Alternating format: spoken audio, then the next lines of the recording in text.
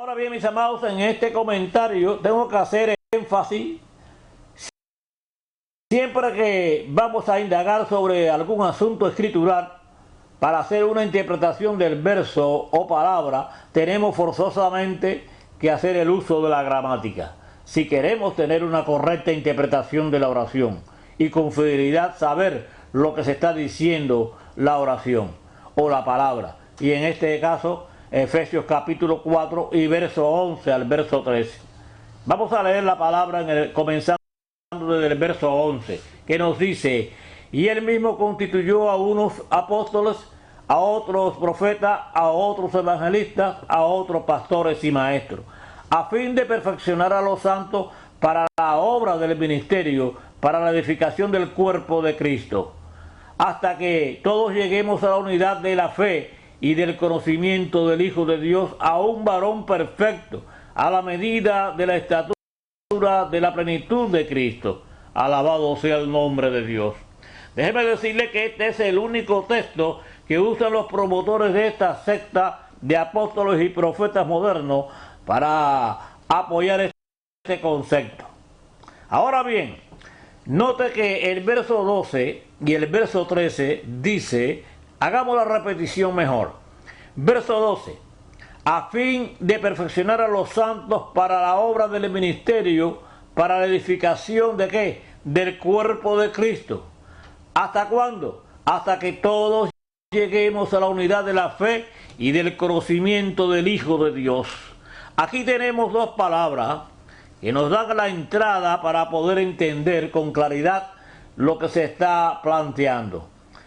Ejemplo, la primera la encontramos en el verso 12, que es edificación, que es la construcción de la iglesia, o lo que es lo mismo, la construcción de los fundamentos, los mandamientos, las ordenanzas y estatutos en que el templo de Cristo sería edificada.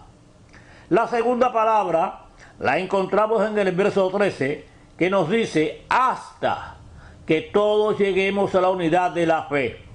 Ahora bien, la palabra hasta, primero, es una preposición que indica el término de tiempo. Segundo, es un adjetivo infinitivo que indica el término de la acción principal, en este caso, apóstoles y profetas.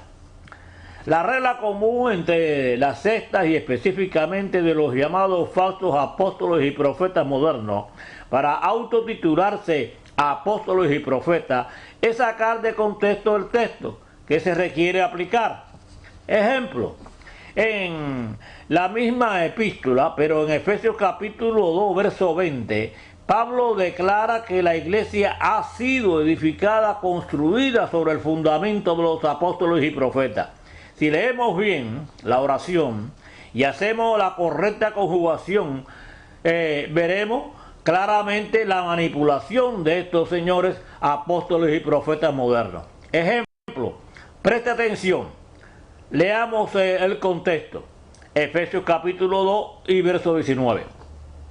Así que ya no sois extranjeros ni advenedizos, sino conciudadanos de los santos y miembros de la familia de Dios. Verso 20. Edificados sobre el fundamento de los apóstoles y profetas. Ahora bien, primero, Efesios capítulo 2, verso 20, indica claramente que edificados es un participio masculino plural pasado del verbo edificar. En otras palabras, lo que está diciendo la oración es, ya ustedes han sido edificados en el fundamento de los apóstoles y profetas. Leamos el contexto. Efesios capítulo 2, verso 19. Así que ya no sois extranjeros ni advenedizos, sino conciudadanos de los santos y miembros de la familia de Dios. Alabado sea el nombre de Dios. Segundo, Efesios capítulo 2, verso 20. No dice edificaos, que es una forma del plural del modo imperativo del verbo edificar, que es construir o levantar una entidad u organización, mis amados. Sino dice todo lo contrario, diciendo edificados, repito, que es participio masculino plural pasado del verbo edificar. Conclusión: todo lo que se está diciendo del verso de Efesios capítulo 2, verso 19 y verso 20, es la declaración absoluta del apóstol Pablo que la iglesia ha sido edificada, construida sobre el fundamento de los apóstoles y profetas.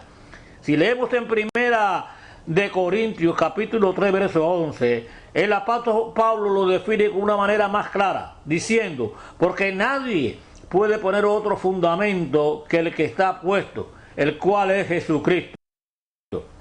El decir, hacer o agregar revelaciones y doctrinas a este fundamento, mis amados, es una violación y una herejía inaceptable a las Sagradas Escrituras. Además, el ministerio de Cristo tocante a la iglesia, si leemos en Efesios capítulo 3, verso 5, nuevamente nos da la definición correcta de la oración, diciendo que fue revelado a sus santos apóstoles y profetas por el Espíritu. Esta declaración, mis amados, indica que el papel de apóstoles y profetas fue realizado en el primer siglo, hasta Juan Apóstol. Es la edificación de la iglesia la que debe continuar hasta que la iglesia llegue a una madurez, no los 5 oficios mencionados en versículo 11.